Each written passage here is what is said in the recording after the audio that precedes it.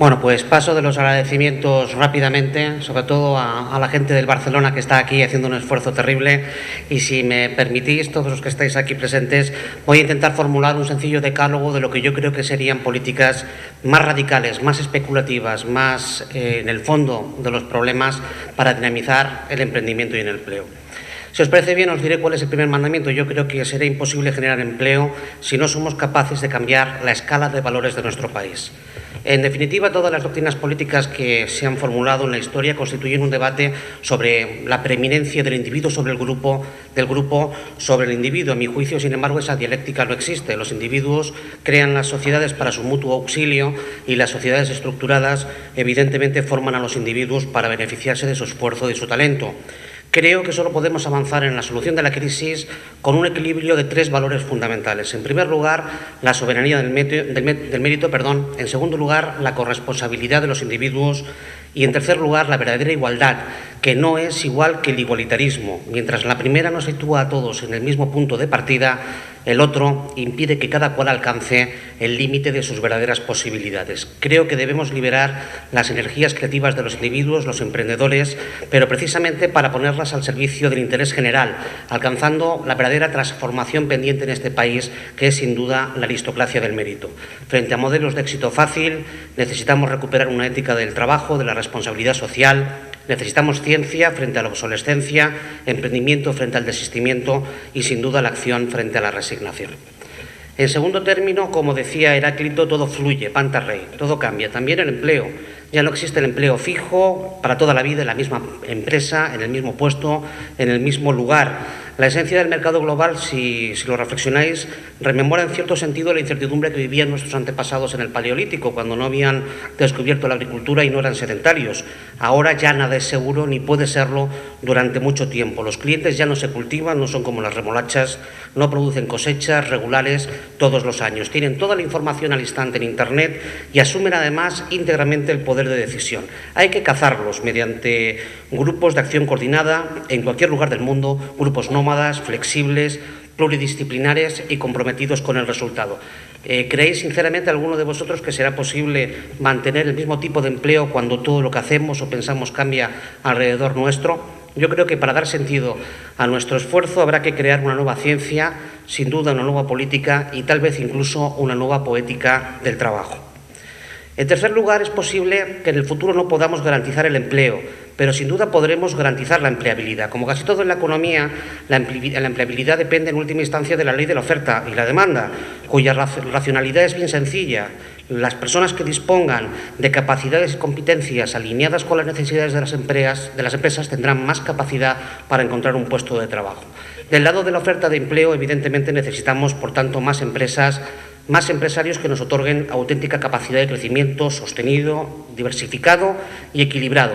Y del lado de la demanda, todos convendremos en que en la economía del conocimiento la formación de nuestro capital humano se ha convertido ya en el factor crítico de éxito. Eso nos obliga a todos los ciudadanos españoles a impulsar una revolución en nuestro sistema educativo, inculcando valores como la exigencia y la excelencia, integrando el espíritu emprendedor en nuestra formación y fomentando el pensamiento creativo y el talento frente a la educación memorística estandarizadora que se exigía durante la producción en masa de la revolución industrial.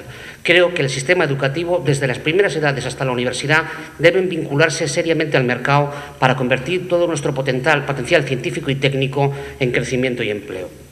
En cuarto lugar, lo diga Agamenón o su porquero, la mejor política social sigue siendo el fomento del emprendimiento. El trabajo es un derecho social, lo dice la Constitución, y en mi opinión también las empresas son activos sociales. Esto significa esencialmente que los empresarios no somos del todo dueños de ellas, porque la propiedad, toda propiedad, según la Constitución del 78, está sometida, supeditada a una función social.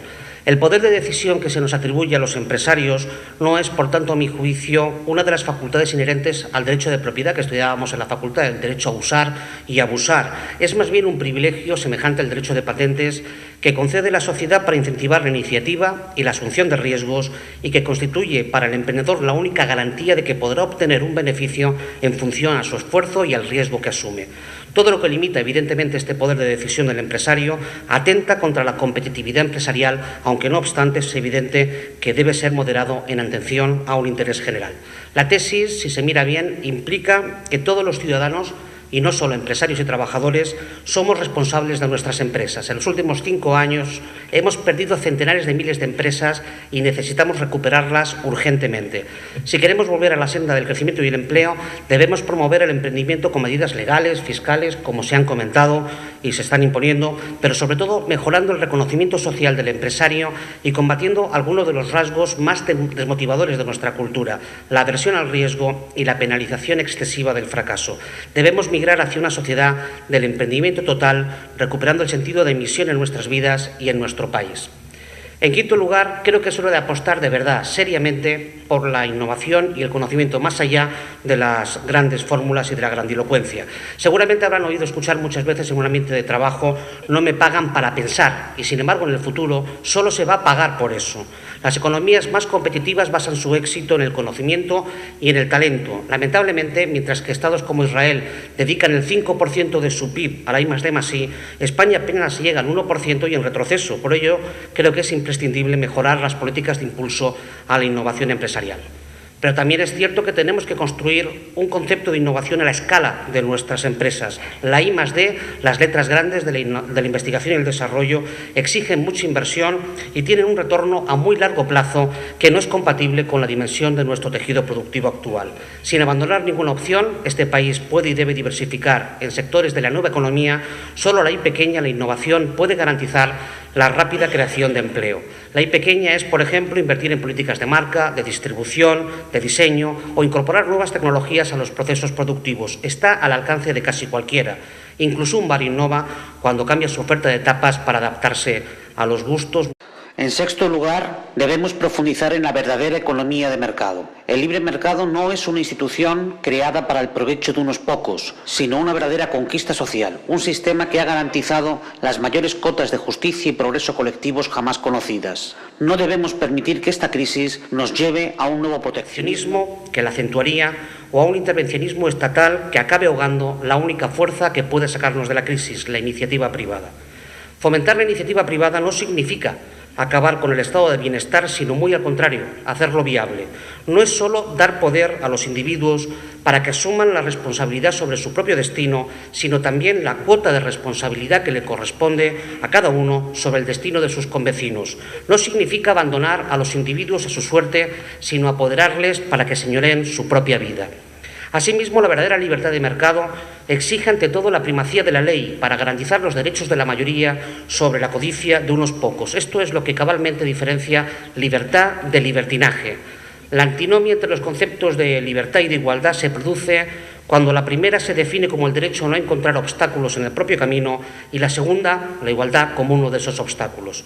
La igualdad es entonces un techo de hierro que limita a todos los individuos con independencia de su mérito, desincentivando el esfuerzo individual y fomentando la exacción de los más competentes. No puede obviarse en ningún discurso serio la evidencia de que para repartir riqueza es preciso antes haberla creado y que la libertad individual es la ventaja invisible de las sociedades más prósperas. Sin embargo, también sabemos intuitivamente que la libertad verdadera solo puede producirse en igualdad cuando a todos los individuos se les permite actuar y desarrollarse con las mismas oportunidades, libres de las injusticias de origen y de la tiranía del azar. En suma, creo que debemos apostar por más libertad de empresa en un mercado ordenado y, sobre todo, por un Estado mejor, que cumpla su deber de imponer la ley y que sea ejemplo de eficiencia. La eficiencia es el reverso luminoso de la austeridad, la capacidad de conseguir los máximos objetivos sociales con sus menores costes. Economía de mercado y democracia, se ha apuntado por un compañero, son dos caras de la misma moneda. No hay ninguna economía competitiva ni por ende empleo en un país con instituciones desprestigiadas que solo sirvan a intereses de casta. En apenas 30 años los españoles construimos una democracia fundando instituciones nuevas. Para ello transferimos toda nuestra capacidad de decisión a los políticos, algo perverso, pues lo hemos comprobado posteriormente, fomentó la irresponsabilidad y la ausencia completa de controles ciudadanos. Ahora es necesaria una devolución de poder a la sociedad civil. Lo que hicimos como ciudadanos también lo hemos hecho como contribuyentes. En estas 3 décadas hemos transferido cantidades ingentes de nuestra renta personal y familiar a un Estado que ha pasado de ser motor de progreso de nuestro país para convertirse tristemente en su principal rémora. La crisis económica generada por el anquilosamiento y el endeudamiento de nuestras administraciones públicas solo puede resolverse imponiendo eficiencia al Estado y rebajando impuestos que acaben con el expolio de las clases productivas, devolviendo el dinero a trabajadores y empresarios para que lo conviertan en consumo, en ahorro y en inversión. Luego está la duda de siempre, empresas grandes, empresas pequeñas. El anterior presidente del Gobierno se reunió con las 40 empresas más grandes de este país y dio lugar a un consejo llamado de competitividad, que todavía hoy parece ser el interlocutor oficial en materia empresarial. Sin embargo, más del 80% del empleo de este país lo crean las pymes, una cifra sabida. Las pymes son la columna vertebral de la economía española. Es necesario estimularlas, colocarlas en el centro de toda política económica, proporcionándoles un adecuado marco regulatorio y acceso a la financiación. Es preciso dignificar a la pyme, de la que dependen la mayoría de las familias de este país. Un país necesita grandes compañías, pero solo es verdaderamente grande gracias a sus pequeñas compañías, sus pequeñas empresas, las que amasan el pan con sus propias manos y lo venden a un precio decente. En octavo lugar, creo que hacen falta reformas profundas en todos los ámbitos. Inicialmente sufrimos una crisis financiera, luego una crisis de apalancamiento privado de familias y de empresas, y ahora asistimos a una crisis de deuda pública que cuestiona la eficacia de las políticas de gasto de los sucesivos gobiernos, que no han conseguido vencer la desconfianza que lastra en términos de riesgo país, de deuda y de déficit la financiación de nuestra economía, hoy mucho más cara y más restrictiva para instituciones y para empresas.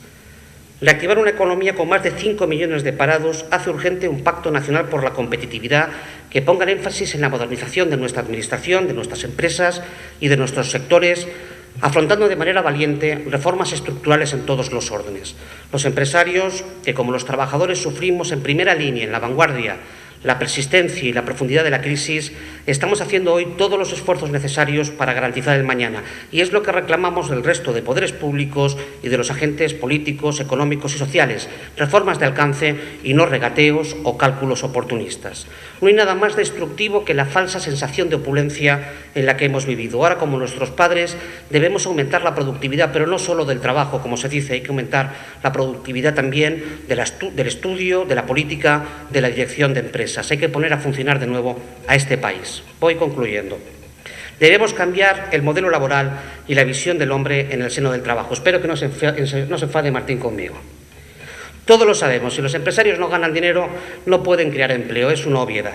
Es evidente que los beneficios empresariales no dependen únicamente del sistema laboral, pero el coste del factor trabajo en nuestro país es una de las causas que ha generado los desequilibrios de nuestra economía. Por ello, yo creo que es preciso seguir profundizando en la flexibilización del modelo laboral español para evitar que penalice la producción. Sin embargo, es cierto, estoy de acuerdo con los sindicatos, la flexibilidad exige responsabilidad. Las empresas deben comprometerse con el empleo aplicando estrategias de innovación, fomentando la formación y el talento, desarrollando en suma planes de carrera compatibles con los planes de vida. El trabajo es necesario para una vida digna, pero debe garantizar de antemano la dignidad de la vida. El marco para alcanzar ese equilibrio debe seguir siendo, en mi opinión, el diálogo social que ha permitido 3 décadas de éxito económico, lógicamente modernizado. Los sindicatos han rendido enormes servicios a nuestro país y están llamados a ser, lo creo sinceramente, una de las claves de nuestro éxito futuro, pero deben adaptarse a una nueva realidad. La mejora de las condiciones de vida de los ciudadanos está ligada a la mejora de la competitividad de nuestras empresas.